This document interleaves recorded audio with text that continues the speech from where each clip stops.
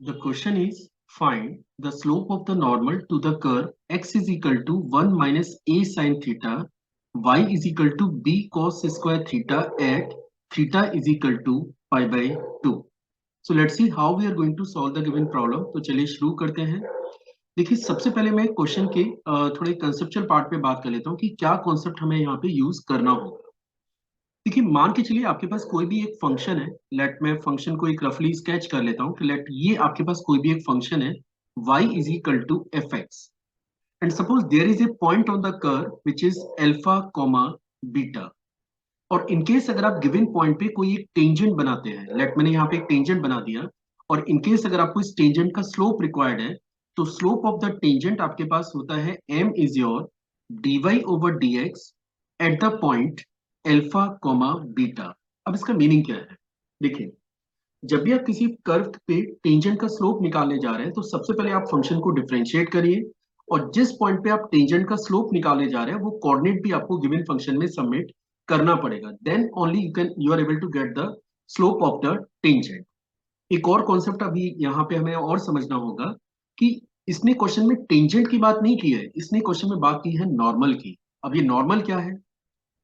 Same point पे ये जो पी पॉइंट है जिसके कोऑर्डिनेट अल्फा कोमा बीटा है, अगर मैं इस लाइन के जस्ट एक परपेंडिकुलर लाइन बना दूं, सपोज मैंने यहाँ पे एक परपेंडिकुलर लाइन बना दी, तो ये जो परपेंडिकुलर लाइन है जिसको सपोज मैं अभी स्मॉल एल से रिप्रेजेंट कर देता हूं, तो this line is actually normal at the given point P which is alpha comma beta. मतलब इनकेस अगर मेरे पास टेंजेंट का स्लोप है तो मैं नॉर्मल का स्लोप भी इजीली निकाल सकता हूं, क्योंकि ये दोनों लाइनें हमेशा आपस में परपेंडिकुलर होती हैं। और एक और कॉन्सेप्ट आपने रीड किया होगा कोऑर्डिनेट ज्योमेट्री में कि इनकेस अगर दो लाइनें आपस में परपेंडिकुलर हैं, सपोज एक लाइन है जिसका स्लोप m1 है और दूसरी लाइन है जिसका स्लोप m2 है, और इनकेस अगर ये दोनों लाइनें आपस में परपेंडिकुलर है तो दोनों के स्लोप के जो प्रोडक्ट की वैल्यू है ये हमेशा -1 के बराबर होती है। तो इस क्वेश्चन को सॉल्व करने के लिए हमें ये दोनों कॉन्सेप्ट रिक्वायर्ड होंगे। चलिए अब जरा क्वेश्चन को सॉल्व कर लेते हैं। अब जैसा कि मैंने आपको बताया कि मेरा फर्स्ट टारगेट होगा स्लोप ऑफ द टेंजेंट, और एक बार अगर आपको स्लोप ऑफ द टेंजेंट मिल गया है तो while using this condition we are able to get the slope of the normal. अब क्वेश्चन में आपको डायरेक्टली कार्टेशियन इक्वेशन नहीं दी है, आपको पैरामेट्रिक इक्वेशन दे रखी है जहां पे x आपका डिपेंड करता है थीटा पे विच इज और 1 minus A sine theta, that is equation number 1। y आपको दे रखा है b cos स्क्वायर थीटा के, and this is the equation number 2। अब जैसा कि मैंने कहा कि हमारा फर्स्ट टारगेट है dy ओवर dx को कैलकुलेट करना, तो यहाँ पे dy ओवर dx आपके पास होगा dy over d theta divided by dx over d theta के, क्योंकि यहाँ पे x और y दोनों ही थीटा पे डिपेंडेंट है, तो आपको पहले x को थीटा के रेस्पेक्ट में डिफरेंशिएट करना है, y को भी थीटा के रेस्पेक्ट में डिफरेंशिएट करना है, और जब आप dy ओवर d थीटा का dx ओवर d थीटा से रेशियो निकालेंगे तो you will get the value of dy over dx। तो चलिए सबसे पहले y पे बात करते हैं। y आपके पास है b into cos square theta, और इनकेस अगर मैं इसको थीटा के रेस्पेक्ट में डिफरेंशिएट करूं तो ये हमारे पास बनेगा 2b cos theta into minus sine theta के। तो एक इक्वेशन आपके पास ये आ चुकी है।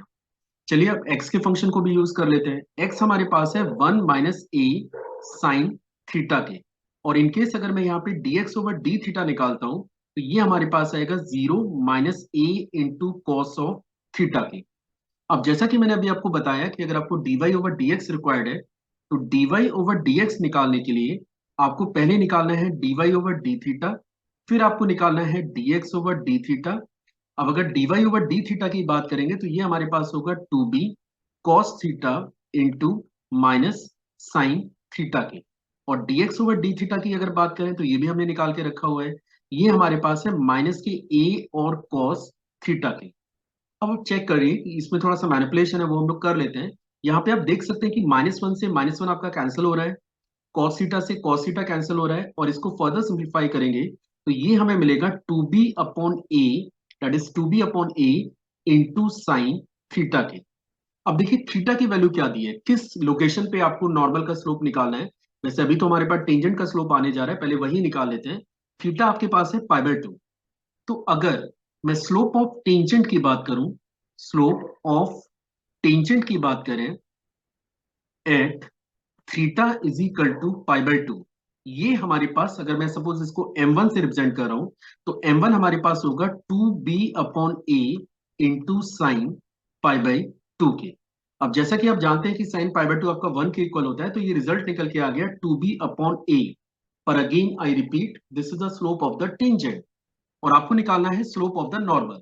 और जैसा कि मैंने कहा कि ये दोनों चीजें आपस में परपेंडिकुलर होती हैं, एक का स्लोप आप निकाल चुके हैं और आपको दूसरी लाइन का स्लोप निकालना है जो कि जस्ट इसके परपेंडिकुलर है। Means m1 into m2 and this is equal to -1। अपने को ये कंडीशन यूज करनी है।